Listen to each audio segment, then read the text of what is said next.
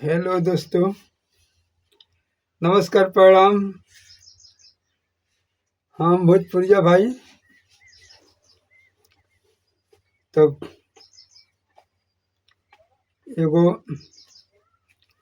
चुटकुला गीत गावे जाता नहीं, हम गीत गाते हैं अब धीरे धीरे।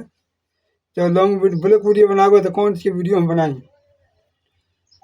ब्लॉक वीडियो जाइले कहीं तो बनावे ले घर रहे के पड़ता, घरे अपना काम बा, तो तनी घर के काम से परेशानी बा। तेमें के छोटी छोटी चुटकुला गा गा के आके मैं ब्लॉक वीडियो बनाओ तनी। वीडियो बनावे जरूरी काम बाटे, वीडियो ना बनी तो वॉच टाइम पूरे ना हुई। लाइव चलते नहीं क्या वॉच टाइम चलबे ना, वीडियो बनबे ना करी। खाली यूट्यूब पर वीडियो बनाने से कोई फायदा ना हुई। वॉच टाइम पूरा करे होता, परिश्रम तो करेंगे पड़ता, परिश्रम करता नहीं। छोटी छोटी चुटकुला खेगो बना बना डालत नहीं मौका करे। तो एक आगे एगो हम 2 मिनट के गाना हमें उगा दी, तो यही में हमारा मन लग जाओ।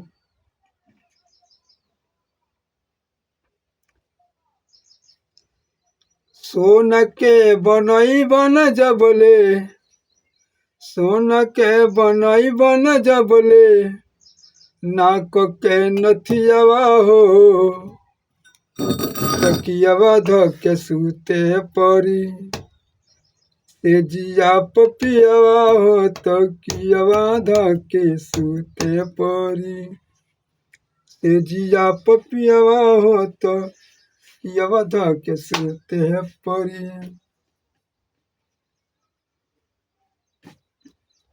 तो कियावा धके सूते परी, तेजिया पपियावा हो तो यवा धके सूते परी। सोन के बनई बन जबले, सोन के बनई बन जबले, नाक के नथियावा हो तो कियावा धके सूते परी,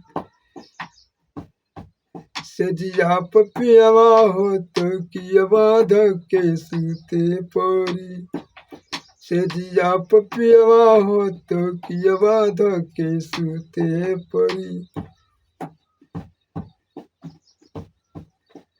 तो कियावा धके सूते परी, सेजिया पपियावा हो तो कियावा धके सूते परी।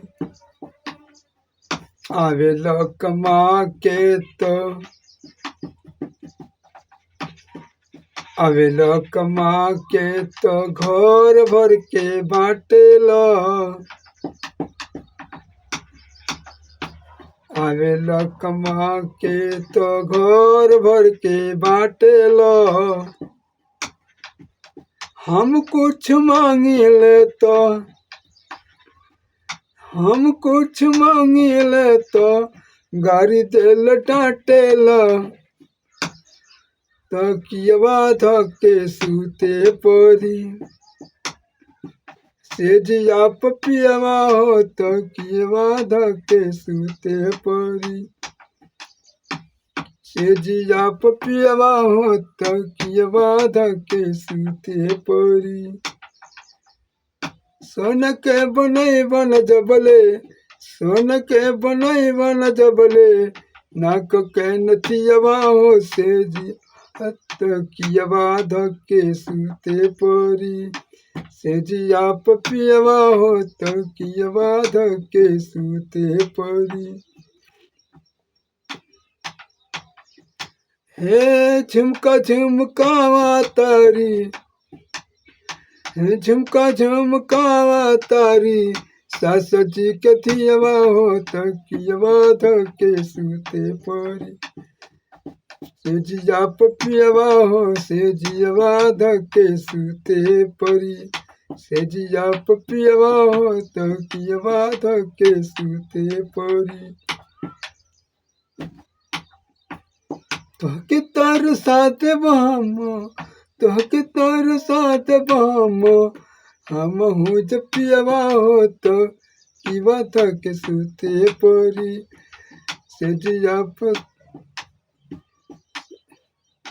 से जिया पपियवा होत कियवा धके सुते परी साँझे सूत जाला साँझे तू सूत जाला कीली लगाई हो से जियवा पिया सुते परी लेके तकियवा हो से जियवा पिया सुते परी